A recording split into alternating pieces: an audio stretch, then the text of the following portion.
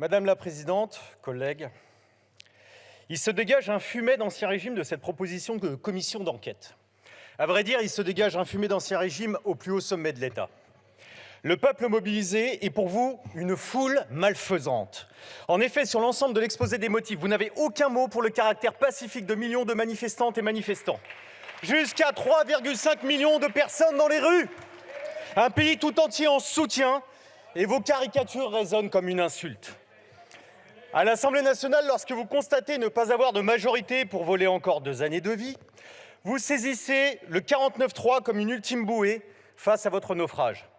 Tout comme en 1789, le monarque a dépêché son messager pour ordonner aux députés de rentrer chez eux.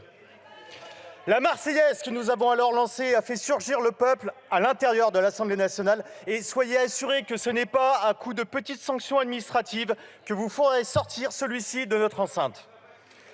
Le même soir, vous procédez à 292 arrestations et gardes à vue à Paris pour 9 poursuites au total. Beau bilan, 283 personnes arrêtées sans cause ni fondement. Vous embastillez toute personne qui s'oppose à votre politique. C'est le retour de la détention arbitraire abolie en 1789.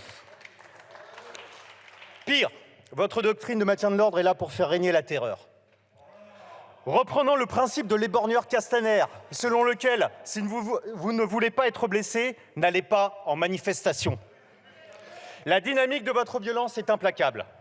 Un monarque entêté, élu par défaut, une première ministre suspendue dans le vide, sans confiance de la représentation nationale, un ministre de l'Intérieur persuadé que ces violences verbales et physiques qu'il met en œuvre procèdent de la République. Nous ajouterons les joyaux auxiliaires de l'extrême droite, le Rassemblement national, qui, comme d'habitude, sert la soupe à la Macronie en venant taper sur la seule véritable opposition dans cet hémicycle, l'opposition de gauche, la NUPES. S'il vous plaît. On ne peut pas décréter l'apaisement en visant explicitement les partis de gauche qui se sont opposés à cette réforme des retraites. Là encore, les mots sont déguisés, tordus, pervertis. Les seuls responsables des corps meurtris, qu'ils soient sous des gilets jaunes, une carte de presse, un uniforme ou un bleu de travail, c'est Macron, Borne et Darmanin. En 1792, Robespierre mettait des gens en garde contre les intrigants qui cachent leurs vices derrière des mots vertueux et dénigrent les vertus pour des mots dégradants. Je sais que les droits de l'homme et la Révolution française, ça vous pose problème. Le mot terroriste, en voilà un mot dégradant que Darmanin accole donc à toute situation d'opposition politique, et pas que lui d'ailleurs. Reprendre le vocable terrorisme pour qualifier une pensée politique différente, c'est absolutiste. Macron n'est de ce côté pas en reste en évoquant les factieux. Alors, lorsque la contrôleuse générale des lieux de privation de liberté s'inquiète des arrestations arbitraires commises par le pouvoir, est-elle factieuse ou terroriste? Lorsque la commissaire aux droits de l'homme du Conseil de l'Europe s'inquiète elle aussi des arrestations arbitraires et de la réduction de la liberté d'expression en France, est-elle factieuse ou une terroriste? Lorsque le rapporteur spécial de l'ONU s'inquiète d'atteinte aux droits fondamentaux de réunion et d'association, est-il un factieux ou un terroriste? Le ridicule de votre gouvernement fait de nous la risée du monde. À la fois Louis XVI et Marie-Antoinette, le roi Macron se mure dans un superbe isolement que tout le monde a pu constater le 8 mai dernier. Vous voulez ramener la concorde nationale?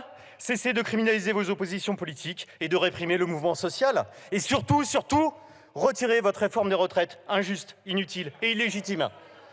À présent, je veux m'adresser à nos concitoyennes et concitoyens, à ces dizaines de millions de travailleuses et travailleurs retraités, étudiantes et étudiants, jeunes en formation professionnelle. À vous toutes et tous qui manifestez, qui faites grève, qui signez des pétitions, qui organisez des piquets de grève, des blocages, des assemblées générales. Vous relevez l'honneur d'une France dont l'histoire reste un phare démocratique dans le monde entier. Votre mobilisation depuis des mois est porteuse de tous les espoirs. Soyez assurés que les députés de la nouvelle Union populaire écologique et sociale ne lâcheront pas cette bataille, ni dans les institutions, ni dans le mouvement social dans lequel vous n'êtes pas. Nous serons dignes de votre confiance et de votre ténacité, qui est pour nous un exemple. Aucune menace, aucune intimidation, aucune manœuvre, monsieur le rapporteur, ni celle de cette commission d'enquête, ni aucune autre ne nous mettront en retrait. Vos combats Chères concitoyennes et chers concitoyens, pour l'égalité sociale et la préservation de notre environnement sont justes. Vous montrez un avenir émancipé de l'obscurantisme du marché et des censeurs, un avenir qui crée du lien social, un avenir démocratique, un avenir qui ne soumet pas le vivant au petit profit d'une minorité. Aujourd'hui, demain et jusqu'à la victoire, continuons à nous mobiliser partout. Je vous remercie. La parole est à monsieur